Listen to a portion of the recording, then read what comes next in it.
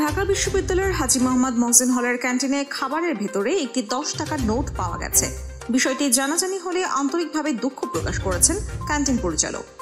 28 June দুপুরে হলের এক শিক্ষার্থী খাসির মাংসের তরকারিতে 10 টাকার একটি নোট পান। এই নিয়ে শিক্ষার্থীদের মধ্যে ব্যাপক আলোচনা সমালোচনার সৃষ্টি হয়েছে। আবাসিক হলের ক্যান্টিনগুলোর অস্বাস্থ্যকর পরিবেশ, খাবারের মান এবং দাম নিয়ে শিক্ষার্থীদের অভিযোগ দীর্ঘদিনের। প্রায় খাবারে পোকা, বর্জি সহ বিভিন্ন অযাচিত বস্তু পাওয়ার খবর আসে গণমাধ্যমে। তবে এবার টাকার নোট পাওয়া নিয়ে হাস্যরস তৈরি হয়েছে। এই নিয়ে বিশ্ববিদ্যালয়ের শিক্ষার্থীদের ফেসবুক গ্রুপে ট্রল করতে দেখা গেছে। এ বিষয়ে ভুক্তভোগী বিশ্ববিদ্যালয়ের ট্যুরিজম অ্যান্ড হসপিটালিটি ম্যানেজমেন্ট বিভাগের শিক্ষার্থী কাজী শামীম বলেন, খেতে বসে রান্না করা তরকারিতে 10 টাকার নোট দেখতে পাই। সেটা নিয়ে ক্যান্টিন ম্যানেজারের কাছে গেলে তিনি ভুল স্বীকার করে খাবারটি পাল্টে দিতে বলেন।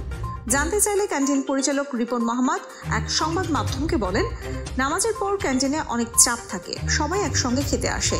ভিড়ের মধ্যে ভুলে তরকারির মধ্যে হয়তো নোটটি পড়ে গেছে। রান্নার আগে পড়লে এভাবে আস্ত থাকার কথা না। পরে আমি তাকে খাবার পরিবর্তন করে দিয়েছি। বিষয়টি নিয়ে আমরা অনুতপ্ত।